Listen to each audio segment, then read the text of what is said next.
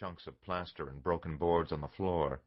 Dub prodded a stuffed wolf head with his toe, and then jumped as it rolled toward him and seemed to cock its glistening eye at him. He moved away. The wolf's frozen snarl brought back a disturbing memory.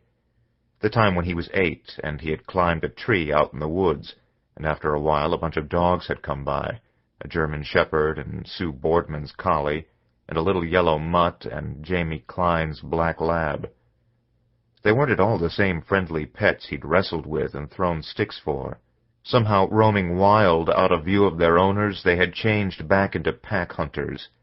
Every movement taut and purposeful, they combed through the woods looking for things to kill, ears upright, faces different from their usual sappy expressions, more like that wolf had.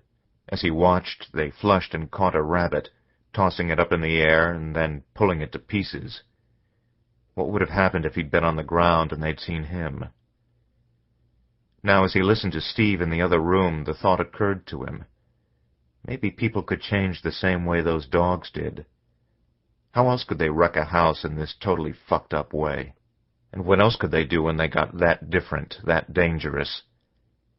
Dub shivered at the thought. That's where he disagreed with Steve, he decided. If there was stuff like that down inside you, maybe it wasn't such a good idea to let it out. But despite the tension, despite the twisted, broken mess around him, there was still that other thing he'd felt from the moment he'd first seen the place. A good feeling, he decided, having to do with how beautiful things were, how mysterious. Now the sun had gone down, and through the tall windows he could see the sky, striped purple and peach, and below it the woods had darkened so that it felt like he and Steve were on the edge of another world. They were only a mile or two from home, and yet they might as well be on a desert island. The heavy forest in the waning light had an ancient, timeless look to it, like the jungle in Jurassic Park, eerily beautiful. And the house was beautiful, too, despite being so fucked up. The fading red light gave the big room a somber, stately quality, like the inside of a church, with the same sad feeling churches had, too, always a poor dead Jesus pinned to the wall somewhere. Dub picked up a heavy crystal vase and looked through its fluted glass at the fractured remains of sunset, puzzled by his own internal state as much as by the effects of light. Like his vision, his thoughts seemed especially lucid, unfamiliar, and exciting, as if your mind changed when you were away from other people, or did something new and forbidden, or maybe when the light changed as night began to fall. He jumped involuntarily as out of the corner of his eye he saw something big fly through the dining-room door, hit the near wall, and drop to the floor. It was getting too dark to see well, but he figured Steve must have thrown the broken-off back of the antique settee he'd noticed in there. The upholstered wood-trimmed back would have made that kind of knock-thump noise when it hit, although it would have been hard to throw that far. Now Steve was really going wild. It almost sounded like 2 or 3 guys, or someone much bigger and stronger than Steve. Something in the dining room or kitchen crashed so loud Dub's whole body jerked in response, and then there was a rending noise, like nailed-together boards being pried apart. The floor shivered with it. Dub set the vase down carefully, realizing he'd rather go home now. "Jesus, Steve, take it easy," he called. He tried to put a laugh in his voice so Steve wouldn't get pissy about it. Steve didn't answer, but suddenly the noises stopped. Everything but a strange, rhythmic sound, like someone sawing. "Steve?" Dub squinted across the big room, not able to see clearly into the doorway 30 feet away, realizing that it got dark quickly here when the sun dipped below the trees. A wave of anxiety sent ice into his veins, and he started to walk back toward the door, suddenly shaky. "Hey, man, maybe we ought to get going," he said. Halfway to the door, he came close to the thing that had been thrown and now lay tumbled and shapeless against the wall, and he saw what it was. It was Steve. He turned to the dining-room doorway and saw the vehement movement inside, and instantly became empty of thought. Worst of all, the lens of strange beauty was gone from his eyes, and all that remained was the ugly animal light of fear. Chapter 1. "The thing about danger," Leah shouted, "is that it simplifies you. It strips away everything but the essentials. Whatever's left, that's got to be really who you are, right?" She was standing at the open hatch of the Piper Seneca, a wall of chaotic wind at her face, a 15,000-foot drop just below the toe of her boots. Framed against the blue square of sky, even in the baggy khaki jumpsuit, crisscrossed with harness straps and burdened by parachutes, her silhouette got to Paul, an undeniably female shape. "Yeah," Paul shouted back. "Absolutely." Aside, he said, "Yeah, Humpty Dumpty." A rhythmically symmetrical phrase, he thought, but definitely inappropriate right now.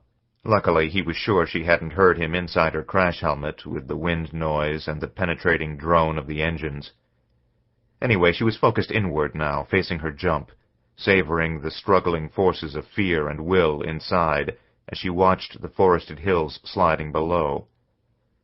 Paul knew this was the part she liked best, just before, when the normal, cautious day-to-day psyche had to be torn to shreds, broken wide open so the raw impulse or desire could assert itself and take command.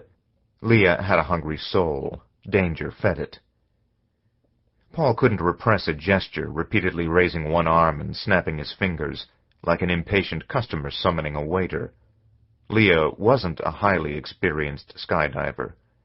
She'd readily admitted that she had insufficient qualifications for this jump. Plus, it was too cold, and the 13th of November, an inauspicious date. The plane jittered in the wind, which was broken into erratic puffs and eddies by the Green Mountains. If it weren't for Link, they'd never have gotten a plane, and no one else would have let her jump. There didn't seem to be enough control on this particular risk. Through the window, Paul could see the gray and dark green November woods below give way to the smooth brown of open land, then the airfield. From 3 miles up, no bigger than a postage stamp, the jump site. Up front, Link slapped a thick hand twice on the cabin ceiling.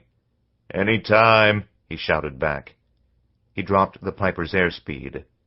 At the hatch, Leah gripped the walls of the fuselage on each side, her mouth all teeth, a grin or grimace, her eyes hidden beneath shaded goggles. She turned her face briefly toward Paul, and he felt the hot beam of her attention on him despite the goggles. Then the square of the hatch was empty. Paul rammed the hatch shut, secured it, scrambled forward. He fell into the seat next to Link just as the plane tilted and began to spiral sharply downward. It took him a moment to find her, a tiny form falling, a single wind-blown leaf lost in the big landscape of mountains and sky. "Akathisia," Paul said.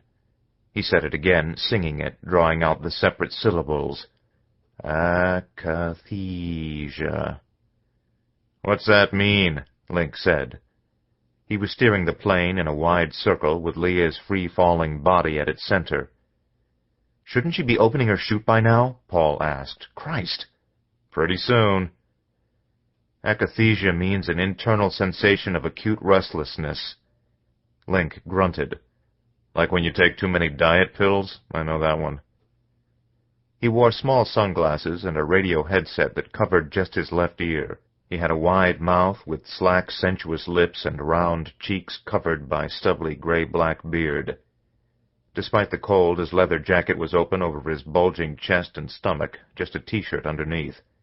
At his feet, a collection of beer and pop cans rolled and clattered. "So is this really a good idea, Leah jumping today?" Paul was just keeping his mouth moving. His eyes were locked on Leah's rigid form, face down, arms out, legs spread and bent sharply at the knee. He touched his nose, first with his left forefinger, then his right. Link shrugged. Paul wondered again whether Link himself wasn't part of Leah's experiment, one of the elements of risk in this scenario. How competent was he to judge a jumper's skills, the weather, the condition of equipment? He didn't exactly inspire confidence. If Leah hadn't befriended the pilot last year, if Link wasn't a slob and a rebel and a loner with the perpetual hots for her,